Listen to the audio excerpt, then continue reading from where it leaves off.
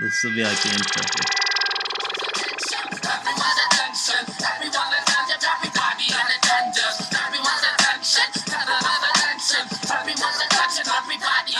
Yo, I'ma dance to the mayhem, plant plants in this matrix while you walk through the mainframe. I'ma run around naked.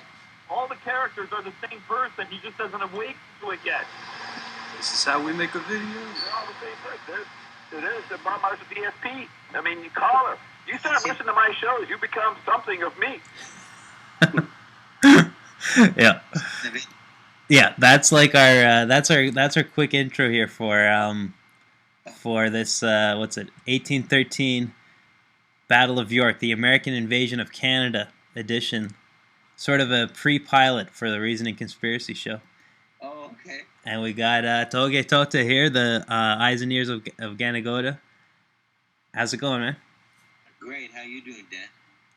Oh, not bad, not bad. We got a lot to talk about because a lot's gone on, and I guess we're basically, if we were to go back like 200 years in the past from right now, this would have been like a time around in this area where like everything would have had to have just would be like, I guess, going back together. You know, it's like there's the anniversary of when the Americans invaded York, which was what Toronto used to be called, just happened a few weekends ago, and I guess that's what I wanted to like make this show about, just because I went down to the they did this plaque ceremony right on the lakeshore, I guess, where the Americans would have landed, and they put a plaque up now for the American landing on the 200-year anniversary of when this happened. Now, what I guess what are your thoughts when you think of an American invasion of like this area? I guess My thoughts: an American invasion of Toronto. Yeah, we've seen it before. It happened once. Can it happen again? It already has. It happens every day in our economy, if you will.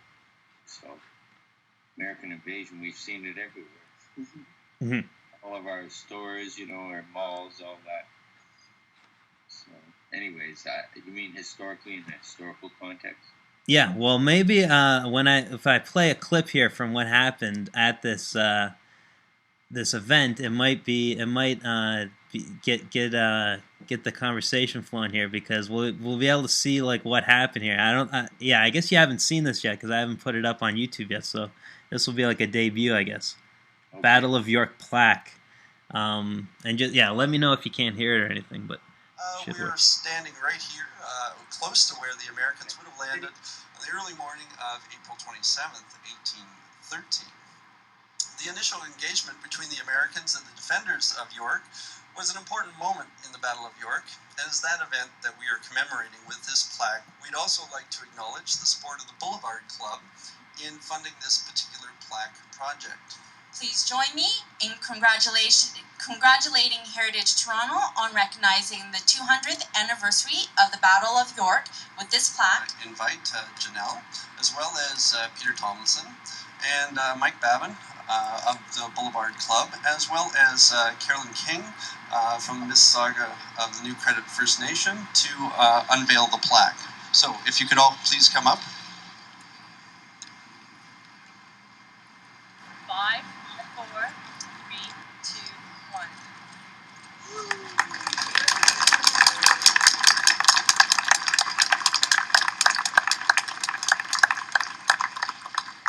What would you see if you were standing on this spot, looking into Humber Bay at 7 a.m. on the 27th of April, 1813? Well, to start, most of you would be standing waist deep in the lake. It's not a very nice thought. Dry land, consisting of a narrow beach and a 3 or 4 meter bluff, will be somewhere behind you, about in the middle of Lakeshore Boulevard. In front of you, you'll be able to see the 14 vessels of the American flotilla, riding at anchor. They had been on the boats for about 5 days. In April, on Lake Ontario, in a spring colder and wetter than the one we've been having this year. And for many of them, it was going to be a long day.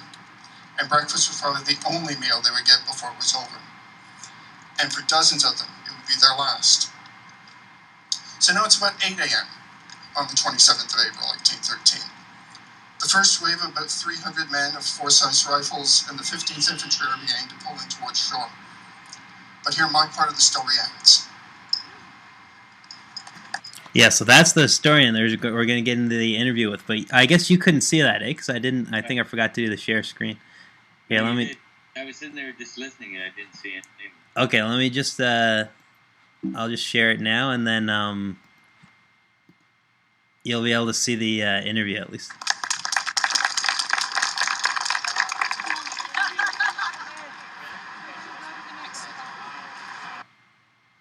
That's better. I'm Richard Gerrard. I'm the 1812 historian with the Museum Services of the City of Toronto. We are standing on the site where, on the 27th of April, 1813, the Americans landed to ultimately capture the town of York. It's one of those ironies of history that we are commemorating a battle that we lost. Yeah, it was bad news for York. The Americans weren't very good guests when they were here. They burned the Parliament buildings. They burned all the military buildings. They took away all of the military and naval stores and looted a lot of houses in the town. And it was upsetting for the American commanders. It was, kind of them. They finally put all the Americans back on the boats about the 1st of May and sailed away on the 7th. And so if it was 200 years ago today, I guess it would have been 1813. Correct. But it's connected with the 1812. Right. This would be the second campaigning season for the War of 1812. The Americans did not really well in the first season in 1812 proper. They lost at Queenston Heights and Detroit. They were trying to do better this year, and the attack on York was the beginning of them actually doing much better than they had the year previous. And were any Americans invited today, or?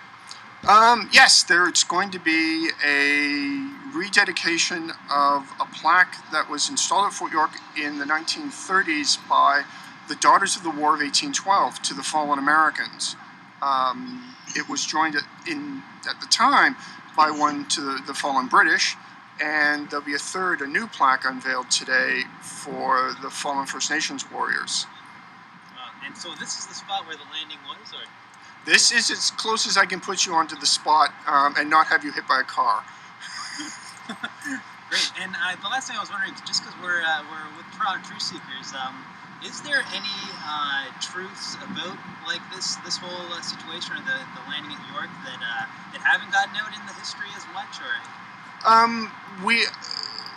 We have found new evidence to tell more details about the battle, but no, we've been telling the story for 200 years. The basic narrative is actually quite well known. What we're beginning to do now is put some flesh on those bones. Awesome. Thanks a lot. All right. Thank you. Yeah, so that was the segment. It was just a quick interview with this guy, Richard Gerrard, and as well as some of the footage of this plaque that was put up. I'll show you what it looked like. It was like, basically they don't have it up yet because they just got it still on a stand here. Landing of the American troops at York. Yeah. And then there was also an appearance of one of the women that unveiled the plaque. Unveiled the plaque. So from the Mississauga New Credit First Nation. She was the same woman that I interviewed at Foodstock, actually. I might make it into the documentary we're making. So that's an interesting one, yeah. Yeah, it is. That she's down there. And then I guess they had a few more plaques that they did along the way to Fort York where they had the big ceremony later in the day. But that's just like something to think about, that the 14 ships of the American fleet or whatever that was led by Zebulon Pike, which actually says it in that plaque there, landed right near where it's pretty near where the Boulevard Club is now. Pretty much in between that and where there's like a Legion up that hill. It was like pretty much the beach right there is where they're going to put the plaque, I guess, permanently. And the Boulevard Club would be like, seems like an elite club. I've never been inside of it, but it seems sort of like a. Full times. Mm-hmm. And it is an elite club. Huh. Right. So that'd be like that's interesting with the connections with who puts together these plaques is these history departments.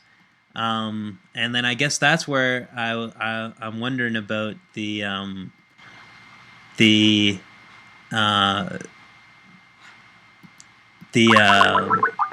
Masonic influence, I guess. Even. Oh, I think we just lost thahoketoteh here. I think I got you back, right?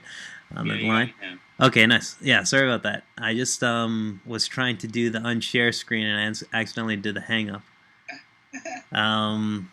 So yeah, that's what I was just thinking though. Is like what one of the things that I asked that history guy about was about the stuff in history. If there's anything in the story that hasn't gotten out, that about the Toronto Battle of York thing. Yeah, about the Battle of York, and then he said that they've been telling the same story for 200 years. And then that's what I wonder, because just from all the research that I've been doing and what this whole reasoning conspiracy show and everything is that there is the Masonic influence seems to be surrounding all these kind of military conquests and stuff, like all these old battles. Absolutely.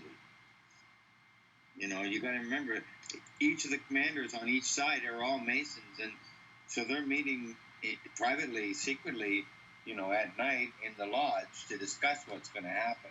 Mm-hmm. It's all theater, isn't it? Mm-hmm. And the whole War of 1812 was just another fake war. Same with the American Revolution, all of it. Mm-hmm. And it's always a banker's war, always. Right. And that's what all my research has led to that. Mm-hmm.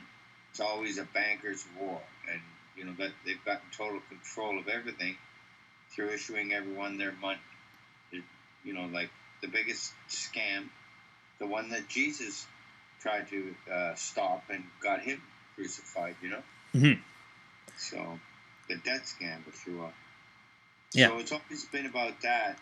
The American Revolution, the War of 1812, the American Civil War, always about the bankers.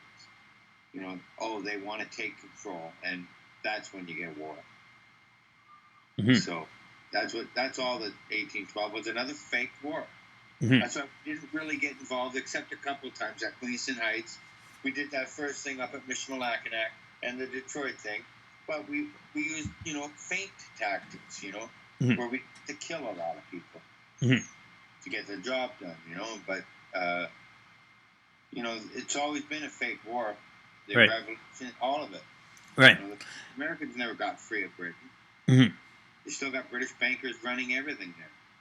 Yeah, and then that's the sad part of the people, the actual casualties of the war are because then it's like what are they? What's the fighting all about? And then when you look at this landing at York, what it says on this plaque here, the Americans were met by 60 Anishinaabe under Major James Gibbons. And then, so I think that is one of the things about where this plaque was, is that they even have the thing, and that they even mentioned they're going to have a plaque for the First Nations people, I guess, was that those were the original people that, the original force that met the Americans when they landed.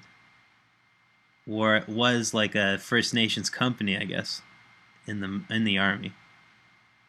Yeah, I think in every one of the battles here, because they had nothing but militia, they didn't have no regular troops, so they counted on their Indians, Mm-hmm. Really. Mm-hmm. And some of the settlers stood up with their Indians. Right. So it needs to happen now. The same thing needs to happen now. Mm-hmm. The American invasion has never stopped. Mm-hmm. They're going in for the final, the final lance around our neck, whatever you want to call that. Yeah, exactly. That's what I wanted to get into, is if this could happen again, and what it would look like now. You know, it's like an American invasion is like a nightmare scenario. But then you look at it, and then you see that like Harper and like Chrétien before him and stuff have been pretty much in line with the Americans. I guess it's been going along for a lot of years that Canada is just like in line with the Americans, that you wouldn't expect there to be another war like what happened 200 years ago. But well, let's see, the setup was done in 9/11.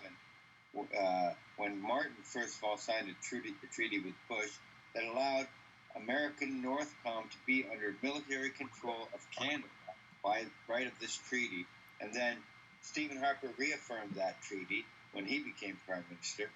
Twice, I think he re-signed it. So really, we're under martial law right now here. Mm-hmm. Northcom can come across the border at any time for any reason that they seem fit to protect that national security. So we're already under martial law, and you probably are going to see one of those generals coming north to do something. Probably you're going to see that again. Mm-hmm. But again, what do? We just watch for the Mohawk, because we're just, it really is a burden of peace. It really is a burden. Mm-hmm. But yeah, that's what I wanted to talk about. And I just want to get into this is the one other segment I wanted to play, was about really what was happening with all these plaques going on in this bicentennial of the Battle of York. The guest of honor they brought in was Prince Phillip, who's married to the Queen.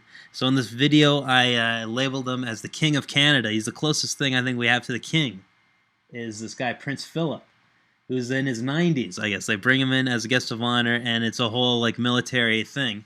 So I was just gonna play that clip, and it's a long one if you need to take a break or anything. But I'll just play it, and then we'll be right back. Okay.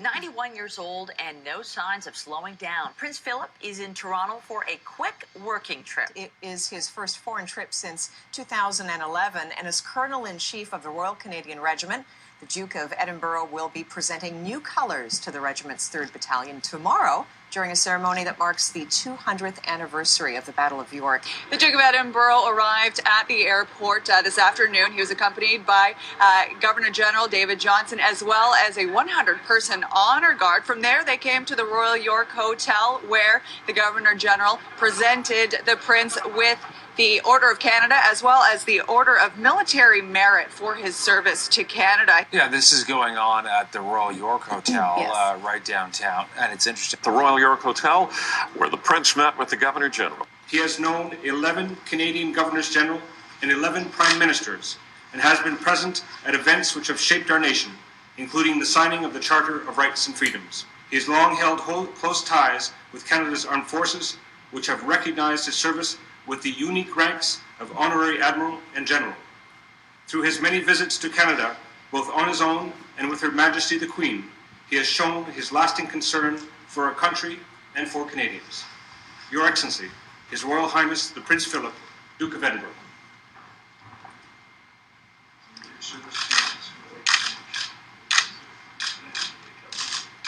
Governor General David Johnston presented the Duke of Edinburgh with the insignias of the Companion of the Order of Canada and the Commander of the Order of Military Merit.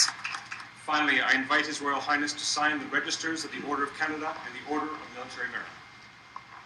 Well, he has characteristically come over for a one-day visit to honor his regiment, the Royal Canadian Regiment, our premier infantry regular force regiment. The battalion he is honoring tomorrow was in Afghanistan in 2008. He is giving them their color. Their color is the conscience of the regiment. It lists all of the battles, all of the events the regiment has been in, some of which would have taken lives. So those names on the flag are very, very significant to members of the regiment. Members of the regiment salute that flag going in and out of the building. It needs to be updated from time to time to add new battle honors. He's presenting the first time, I think, since the 1970s, a new honor to this regiment. Very significant, but for us in Toronto, it also marks the 200th anniversary of the Battle of York. So it kicks off a long day of events. Please and rise who better to do for it? the arrival of His Royal Highness. He will be presenting colors to the 3rd Battalion of the Royal Canadian Regiment. It's really a ceremonial flag. Battalion of the Royal Canadian Regiment has a long history of service, including losing their own in Afghanistan. Proud soldiers who look to their regiment's ceremonial flag, "Let fly the colors," as a symbol of their heritage, a prized possession presented to them by Prince Phillip during a visit 40 years ago. Prince Philip's our Colonel-in-Chief for our regiment. A member of the royal family is always filling that role. He's going to come present us our new regimental color, as you mentioned. It's kind of a flag, but it's sacred to us. It has all our battle honors, and it really represents all of our traditions and the esprit de corps of our regiment. It's very old, but it does age out, so to speak. So every 40 or 50 years, we lay up the old color in a place like a church, and we're presented with a new one. I'm delighted to have had this opportunity to present a new regimental colour to the 3rd Battalion of the Royal Canadian Regiment.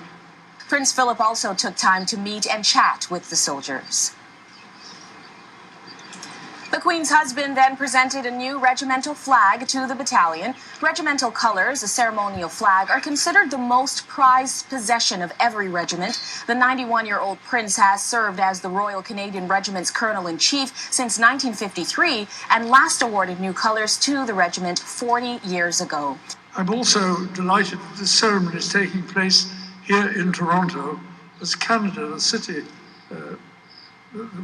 of Toronto and the Royal Canadian Regiment prepare to commemorate the 200th anniversary of the Battle of York. Actually interesting that when the Americans invaded York, their specific goal was to capture a ship called HMS Isaac Brock that was being built at the foot of Jarvis Street. So there's that naval linkage in between today's Royal Canadian Navy and the men and women of the Provincial Marine and the Royal Navy that fought the War of 1812 on the Great Lakes and up and down the eastern seaboard. So looking forward to Prince Philip arriving. His Royal Highness, the Duke of Edinburgh, will now inspect the 3rd Battalion of the Royal Canadian Regiment.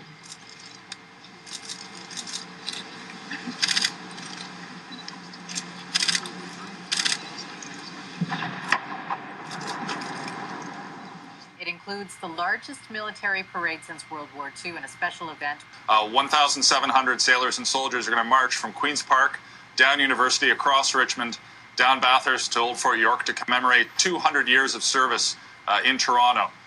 In addition to our comrades in arms from the 3rd Battalion, many of these will be reservists, so people that you pass on the street or know as doctors, dentists, lawyers, but in their spare time are in the infantry or divers in the Navy or any one of a number of trades. So it's going to be an exciting time. We're going to have paratroopers free-falling out of an aircraft at about 8,000 feet. Wow. I have several of our soldiers are going to be rappelling off the provincial buildings.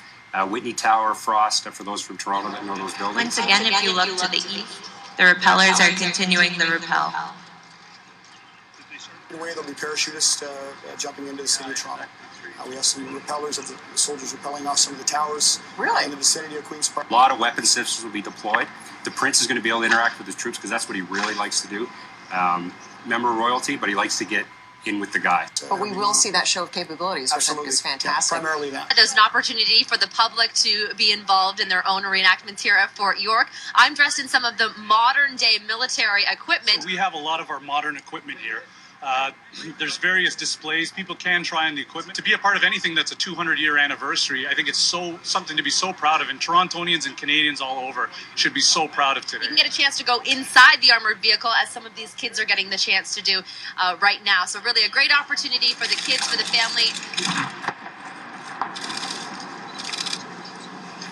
In a world where there is so much senseless violence, the regiment has an enviable reputation for peacekeeping. I think you were even surprised at how accessible Prince Philip is during these ceremonies. You can see him if you've been out on the streets. There's an opportunity to get a look at him. You may not be able to, shake his hand or anything like that, but he has been made available to us since he arrived yesterday, even in small spurts. So, and no big entourage. You don't need it when you've got your military family surrounding you. Most certainly. And when he walked off the plane, he has had some health issues. He appears very strong. He does have a black eye, but there's no news about that at all. And it could be just something very simple. Right. I mean, broken blood vessel or something. I mean, he is 91 or 90, close to 92, health issues. Right now, he appears fit and fiddle. The Duke of Edinburgh had a heart procedure in 2011, followed by a bladder infection. This visit, his first overseas trip since those events. What do you think this would mean to him? Well, I think for him, there's no country that he has paid as much attention to, that he has visited as much, that he has been involved in as Canada. And he has 5 regiments in Canada, as well as he's Colonel-in-Chief of all 3 cadet corps. So a massive commitment to this country's youth, its military, and also the environment.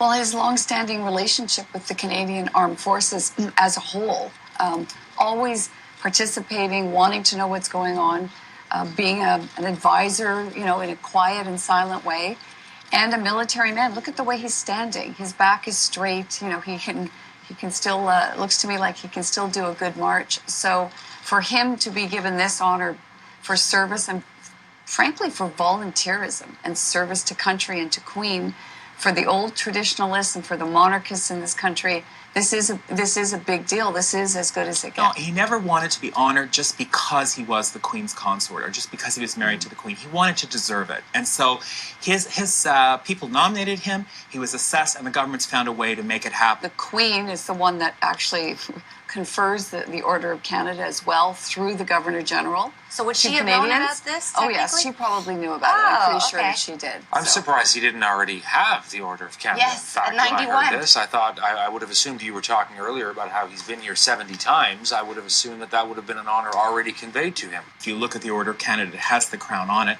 The only other member of the royal family to receive it was the Queen Mother. She received it in the year 2000.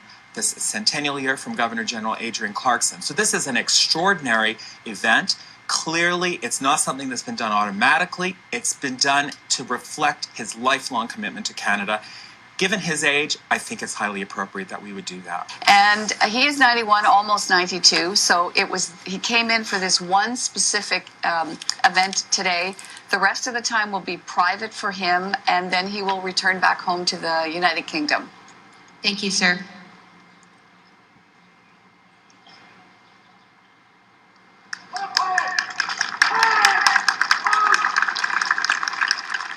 Yep. Yeah, so that's from 1813 to now 2013. We've still got the British Empire, I guess, running the same old day. Running the country, yeah. And so you saw a bit of that news coverage of the King of Canada, as he was called in that segment, or Prince Phillip, as he's also known, or the Duke of Edinburgh. So I guess, yeah. What are your thoughts about I guess the empire, the old empire, the British Empire, and Canada? I guess. Well, I mean, Canada is still and always has been a colony of Britain. That's I know that to be true. Mm-hmm. And they're a corporation who's registered, through the city of London, the banksters there. I mean, that's what really is going on. So when he comes in, it's always about military, isn't it? Right. All army, military, war. He talks about peace. I mean, this is Orwellian. Mm-hmm. This guy represents war. He's personified. He is the war. The empire. They're the same empire. The British Empire, the Roman Empire. Mm-hmm. Same empire. And could you share your camera? Oh. Let me just see, because okay, all right, there it is. This is what I'd like to be able to get some. How I had it at split before, but now I guess I got to unshare my screen. Here, let me see here. There we go. So well, yeah, like as you were saying, all these empires. We got the British Empire, the old Roman Empire, and how it's collapsing, and that's the scary moment as well, because talking about if this could happen in modern day. Well, we got a lot of reports or theories on the collapse of like the U.S. empire, I guess. Well, I mean, empire of the city. I mean, it still continues. the empire of the city, the bloodline empire, if you will. The Vatican, Washington, D.C., City of London, that's the empire of the city. Mm-hmm. They're the old Roman Empire. You know, the ones that go right back to Caesar, same families. 13 bloodline families. That's the empire I'm talking about. Mm-hmm. And the British Empire is just one small faction of it. The Crown Corporation, if you will. Right. That's what it is. That's what it is. Right. So other things that were in that segment that I noticed, one was that Prince Philip's he's taken off the airplane, immediately taken to the Royal York Hotel, the same place where they have the Ontario Masonic Convention every year. Yeah. So that's just a coincidence, but then that's also the oldest hotel too, I guess. And where the Queen always goes to that hotel. Right. And then, so I guess he is getting older because you notice he had that black eye, and then the news commentators are talking about it, where just sort of like put it aside, saying, well, just because of his age, he could just have a black eye, just from like a blood vessel or something. Yeah. I've never seen anything like that on an old guy unless he got a shot in the head. Yeah. Yeah, so what is, what's going on behind the closed doors? Right. But one thing we do know is that their family bloodline is traced back to Dracula, I think, the original Dracula. Well, I mean, they really are,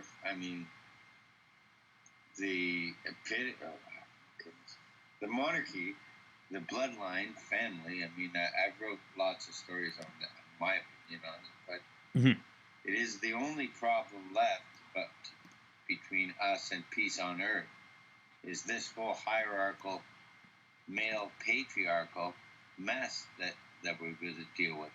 Mm-hmm. And you see the prince comes in, and it's all army. They even said his army family's taking care of him. He doesn't need an entourage, but it's always army, isn't it? Mm-hmm. Everywhere he goes, it's army. See, so you see who they are. They show you who they are. Right. My goodness, these are the masters of war. And had you heard of the guy that led this American invasion in 1813, this Zebulon Pike? Because I know Pike is the old name from of like Albert Pike, with the top Freemason in like the late 1800s, I guess. Yeah. But had you ever heard of Zebulon Pike? Yeah, he's the guy. He died at Fort York. He comes in, puts his sword up, claiming, victory, and then the fort blows up and kills him. They named it a mountain now after him in the Rocky Mountains out west, I think Montana, Pikes Peak. Huh. You got a mountain named after him for dying in Toronto. Mm-hmm. That's all I know about him. Wow, yeah. It says Brigadier General enforced 3 American companies, it says here on the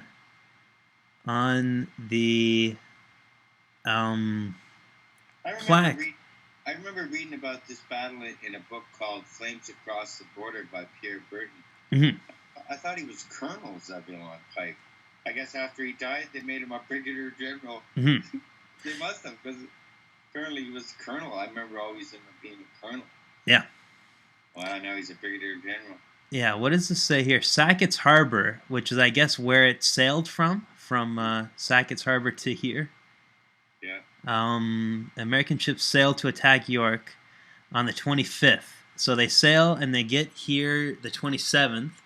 And as that historian guy was saying, they leave they get back. They're from the 27th to May 1st. They're like destroying York. And then May 1st, that's another coincidence too, that it ends on May 1st. And then they go back to their ship, but they don't leave till like around May 7th, which would have been like, I guess, 3 days ago, 200 years ago now, like from now. But yeah, that's pretty crazy when you think about it. They ransacked the whole city, burned down the Parliament, like Fort York. Actually, that's the other interesting part, is how Fort York was blown up, not by the invading force, but by the British escaping. Yeah, it was rigged to kill the Americans when they took the fort, and they did. They killed their commander.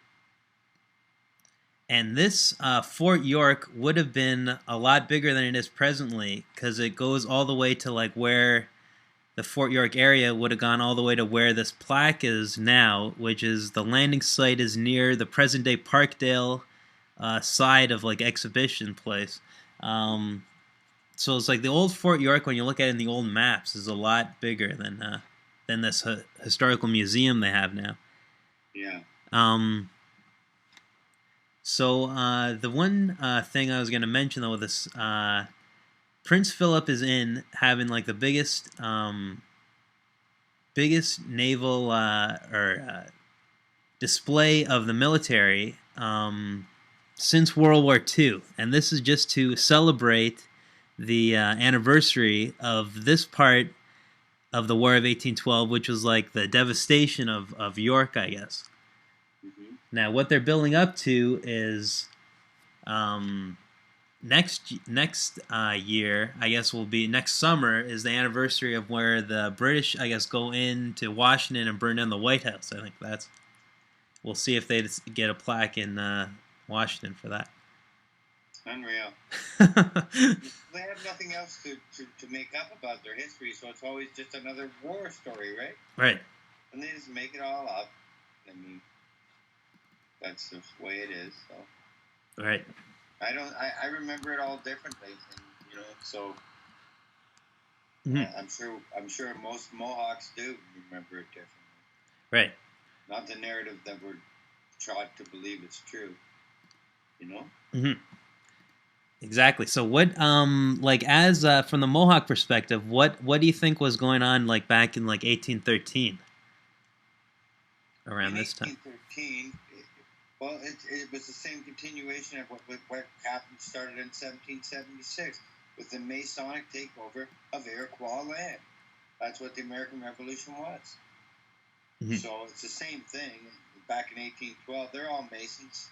It's always that way. And still is, you know. I mean, Prince Phillip, he's the head of Freemasonry.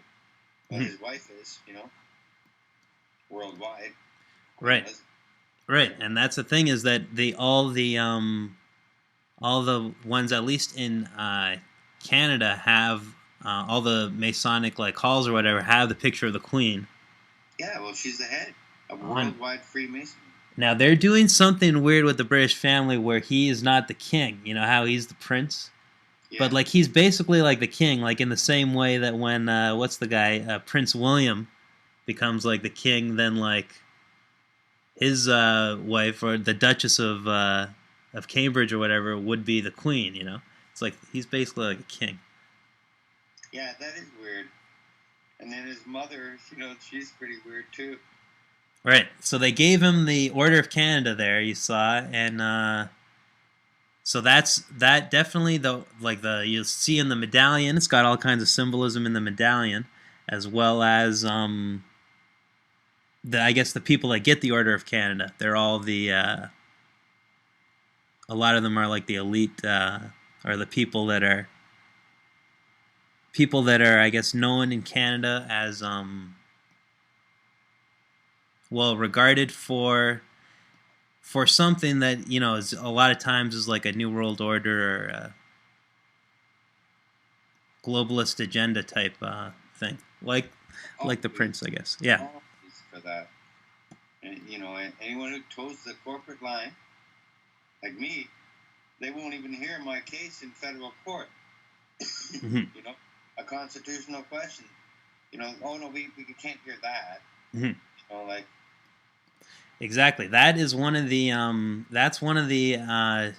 topics we got to get into, and I think maybe we should have like our own episode. Like we'll see how this one worked out. And then maybe do like a better one, you know, talking about that whole legal case, because that was like is a big thing that's happened, and it's going to be in the documentary, but it's really like almost deserves like its own show too. I think, you know, because we posted the footage, and you can find the link from like the thahoketoteh.ws website or the Mohawk Nation news article. You can find the link to the video of it, just the raw video footage of this. How many people have viewed it, do you know? Secret trial. It's a few hundred, which is good because there's it's impressive too because it shows that they're actually getting it directly from the thing. Because that one, I think I didn't put it public. It's still on unlisted. Okay. So the only way to get it is through the link. So like it's actual people clicking on the link that are seeing it. Yeah, yeah. So that's how I know too that there is some reality to the YouTube views. But hopefully we'll be able to upload this thing to YouTube as well. But right now it'll be on the live stream. And then the live stream is at Reasoning Conspiracy is the channel, and and then I'll send you the link and everything. But the only thing I was just going to mention is 1813, the American invasion of Canada, and we talked about a lot of stuff. So, the only thing I guess I was just going to mention is where we can find more of the stuff that you've written about, because you've written a lot about the history from like an alternative view, or a view that maybe the stories that have been told the same way for 200 years aren't being told. Stuff I've already wrote, you mean? Yeah, exactly. Yeah, so like MohawkNationNews.com, I know, has got a lot of the articles in the blog section. Yeah. I got a lot of... I've been writing stuff since, 2005, I think I got published. One good thing is, at least I'm published. Yeah. Like, I wrote down what I think and published it. So, exactly. People, they say, I've done this, show me. Show me where I wrote it, like Bruce Beach. Remember him? Mm-hmm. Yeah. What did you think of him? He is an interesting character, and definitely like definitely like a historic character. But you can also tell he's looking into the future a lot. You didn't go to the bomb shelter, did you? No, that's what I haven't seen. But it would be all around this Horning's Mills. Yeah. He's got his little compound up there. Yeah. Exactly. He's ready for the end of the world. Like I told him, at least you're a man with a plan, Bruce. Mm-hmm. Because he does have a plan. Exactly. Last time I worked at the shelter, we were bringing down radiation suits, enough for the 200 people that he expects to be living there. 200 radiation suits are stored waiting for him. Wow. He's planning on we're all getting nuked. Mm-hmm. It's almost like he hopes it happens because he's been preparing for it for so long, right? Mm-hmm. Yeah, and then that part I think is dangerous, just with the with how how important your thoughts are, and your intentions are. Right. To creating the reality, of what happens. Exactly. So that's why I'm hoping there's no invasion, but then I'm also hoping that there's no that basically that the North American Union that Canada and America are involved with, isn't like a silent takeover. It's almost like the invasion is happening with by total consent. It's like slavery by consent, but it's also like a corporate merging of the Canada and U.S. Yeah, that's exactly what it is. Because it's all just corporate mergers and acquisitions and hostile takeover bids, and that's the same as every other corporation. Canada is a corporation. I remember my dad used to say, they run it like a corporation when I was a kid. Mm-hmm. No, it is a corporation. That's why they run it like it, Mm-hmm. Rating as a constitutional democracy. But they don't have a constitution, as I proved in my court case. Mm-hmm.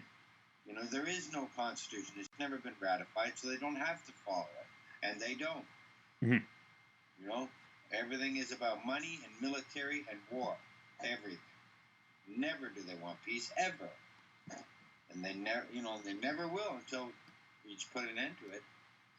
Right. That's my opinion on it.